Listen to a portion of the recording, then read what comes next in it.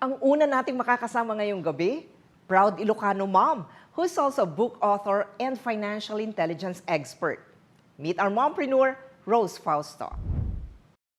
Welcome sa ating segment na Mompreneur, where we invite moms who not only manage their households, but also their business. Siguradong alam na alam ninyo ang ibig sabihin ng intelligence quotient or IQ, emotional quotient or EQ. Pero alam nyo ba na meron na ring tinatawag na financial quotient or FQ? Ano nga bang ibig sabihin yan? Malalaman natin sa ating very special guest sa araw na ito. Author, writer, professor, and known as the FQ Mom. Welcome to the show, Miss Rose Fausto. Hello, Rhoda. It is so nice to have so this chat beautiful. with you. Oy, thank you, Hindi ka nag-age. Ano ba yan? Nakakainggit. Yan ba ay dahil sa magandang pamilya na meron ka?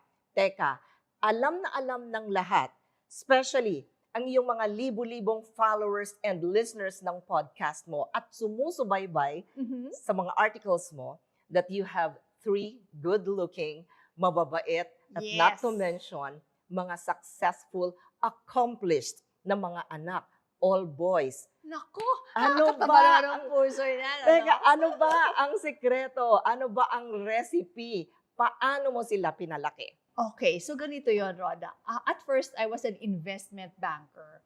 And I was contributing half of the family income. Pero when we had our second of the 3 boys, only Rose po ako eh. The only Rose Yes, among the thorns. Yes. Parang I was getting unhappy. Parang sabi ko, I think I'm not able to really spend that amount of time with my children in their growing up years. And I'm not saying that this is the formula for all, but it was the formula for me. And so I decided to give up my investment banking career to really focus on the growing up years of our children. Nung naglalakihan na sila, I said, what am I supposed to do now again? That they're not really in need of really to talk attention, So that's when I wrote my first book. It's actually here. It's called Raising Pinoy Boys. Let me get it. The blue one. All right, okay. Yan, napadami na. Ito siya. So ito yung unang-una kong libro.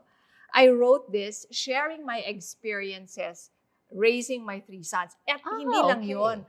Pati rin yung mga successful Pinoy men. Ayan, si Lance Gokongwei, Tony Meloto, Tony Tan Cactio, Bo Sanchez, Tan Brothers Chris Tew.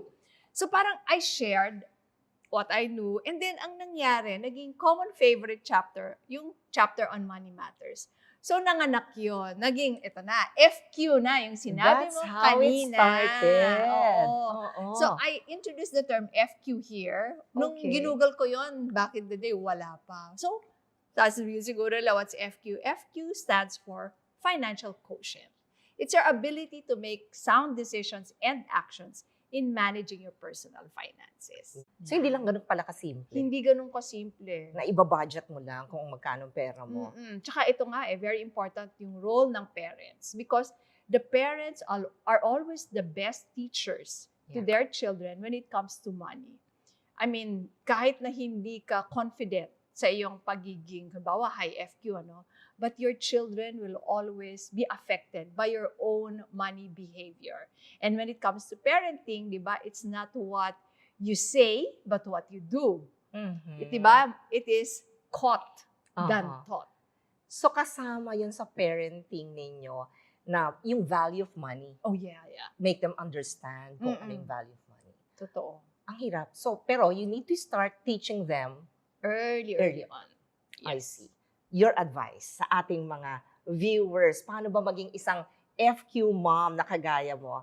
You really have to know yourself very well. When it comes to FQ, kahit gaano ka ka-insecure, siguro mag-umpisa ka, kunin mo na yung FQ test. I have a free online test that they can take para alam nyo kung ano yung kaalaman nyo sa knowledge at saka yung actual behavior, di ba? IQ and EQ. And that's your reference point. That's your starting point. Kung mababa ang nakuha nyo, kung bumagsak kayo, don't worry because you can take it again after 6 months and hopefully after you tweak your behavior, you teach it to your children, tataas na yan. So, siguro if I'm just going to leave one how to raise your children to have high FQ, you are the best example. And umpisahan nyo na doon sa kanilang allowance. Pay yourself first. So, Okay. ibig sabihin, pagbigay ng allowance, which is what we did with our children, nakaset aside na yung savings nila. At least 20% of their allowance goes to savings. And you know what? Dadalhin nila yan hanggang pagtanda nila. And the best way is to automate it. Wow. So 20% goes to savings and the rest? Bahala ka na dyan.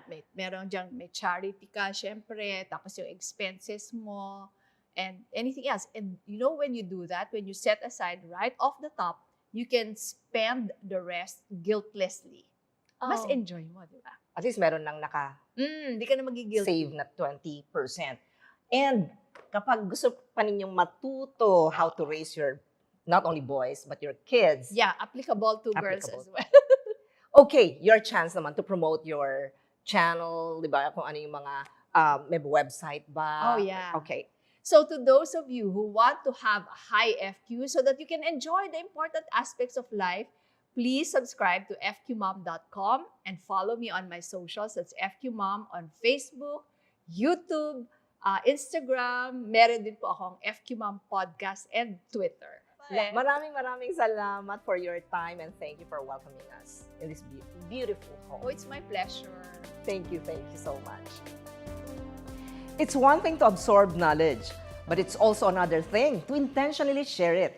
Kaya saludo kami sa mga mompreneur na gaya ni Rose.